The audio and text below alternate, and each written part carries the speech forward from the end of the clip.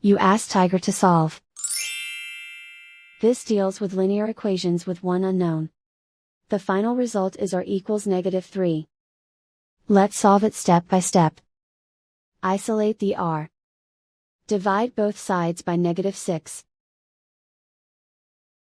Cancel out the negatives. Simplify the fraction. Move the negative sign from the denominator to the numerator. Find the greatest common factor of the numerator and denominator. Factor out and cancel the greatest common factor.